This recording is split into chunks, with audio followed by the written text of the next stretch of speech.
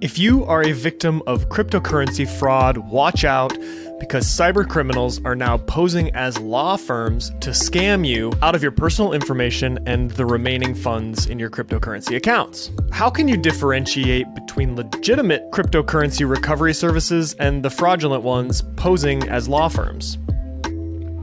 Surprise, surprise, WordPress still remains one of the most vulnerable platforms to host your website, as hackers have compromised multiple popular plugins to create rogue admin accounts and spread SEO spam, targeting over 35,000 websites worldwide. Coming from a fellow WordPress admin, what signs should users look for to detect their site has been compromised by this recent plugin backdoor attack? And finally, WikiLeaks founder Julian Assange has been released from the UK prison and is on the way to Australia after a 14-year legal saga. Why did the U.S. Department of Justice agree to this plea deal with Julian Assange that resulted in no additional prison time? You're listening to the Daily Decrypt.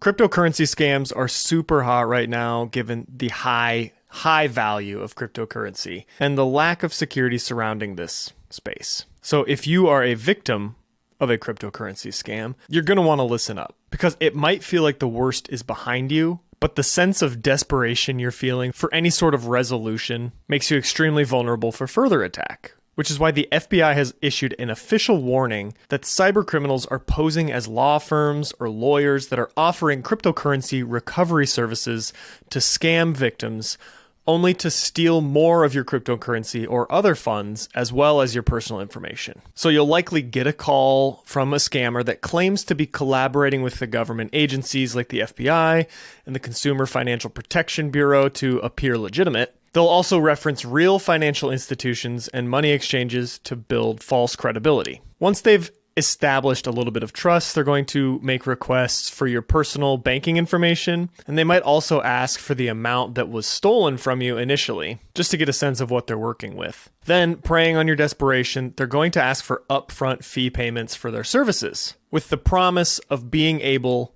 to acquire your funds back for you. They're going to make it sound like it's guaranteed that you're going to get your money back. And you might think you're so excited to get that large sum of money back that you'll pay anything, right? So they're going to also ask you to pay back taxes and other fees for fund recovery. So the IC3 is reporting that victims of these secondary cryptocurrency recovery scams have paid over $9 million to fraudsters between February of 2023 and February of 2024. So that's a lot of money. If this has happened to you, you're not alone, okay?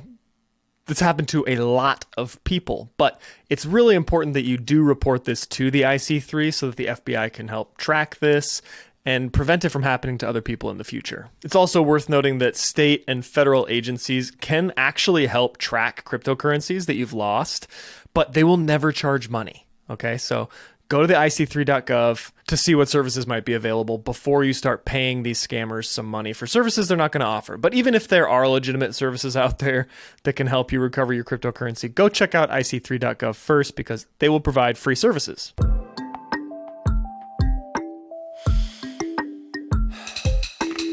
It seems like I've been talking about WordPress plugins maybe once every week, once every 2 weeks, but it's pretty frequently, because consistently WordPress plugins are left out of date or unpatched. Because WordPress is not built around security, it's built around ease of use and functionality. And nobody knows this as well as me, because the podcast that you're listening to, unless you're listening on YouTube, of course, is actually hosted on WordPress. The audio file itself is being pulled from our WordPress site.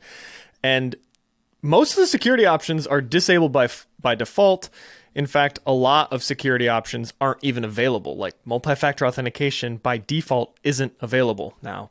There are plugins for it, and I encourage you to go try to log in to thedailydecrypt.com and see for yourself. If you happen to make it through the password phase, you'll get a prompt for multi-factor authentication, and I'll get your IP address, so that'll be fun for both of us. But multiple WordPress plugins have been compromised in the recent weeks that have allowed the injecting of malicious code to create rogue administrator accounts that can perform anything, arbitrary actions.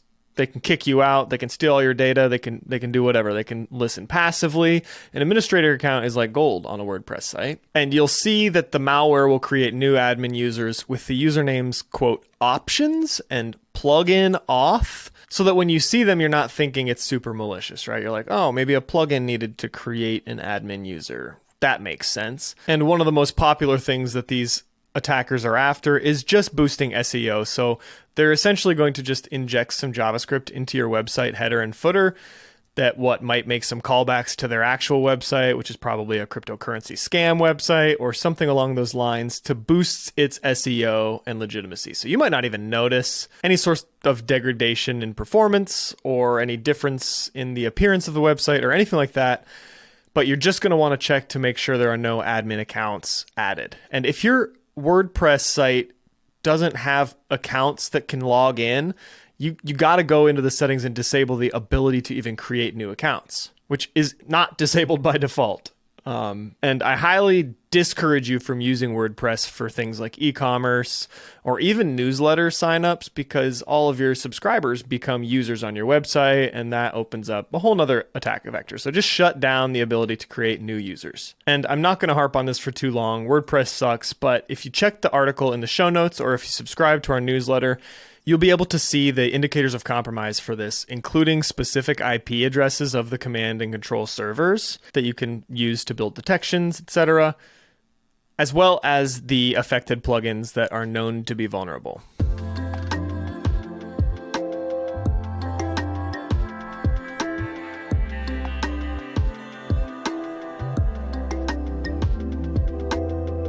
And finally, this might not be cybersecurity news per se, but Julian Assange, who is the founder of the popular document leak site called WikiLeaks, has been freed from a maximum security prison in the United Kingdom after serving over 5 years. Assange, who is now 52 years old, has pleaded guilty to conspiring to obtain and disclose classified U.S. defense documents. And even though he pled guilty and received a sentence of 5 years, since he's already served those 5 years, they're considering it time served, and he's now free. Despite his newly attained freedom, Julian Assange refuses to step foot in the United States, which I don't blame him, of course. He's put a lot of lives in danger by the leaking of the documents that he chose to leak, and he didn't really censor many of the documents, so they included names of service members or spies or whatever that were still undercover, or locations, etc. So whether or not he's afraid of like secret CIA agent operatives coming after him, or even just civilians or former service members coming after him if he sets foot in the United States, I don't really blame him for not wanting to come here. The initial WikiLeaks creation and document leaks were done in 2006, and since, WikiLeaks has published over 10 million documents on war, spying, corruption, including information and secret documents on how the CIA and NSA were spying on us, right? As made famous from Edward Snowden or Chelsea Manning. If you have any thoughts on this sentencing, feel it's fair, feel it's unfair, please leave a comment on our YouTube or Instagram, because I'm not entirely sure how to feel about this. This has been the Daily Decrypt. If you found your key to unlocking the digital domain, show your support with a rating on Spotify or Apple Podcasts. It truly helps us stand at the frontier of cyber news. Don't forget to connect on Instagram or catch our episodes on YouTube. Until next time, keep your data safe and your curiosity alive.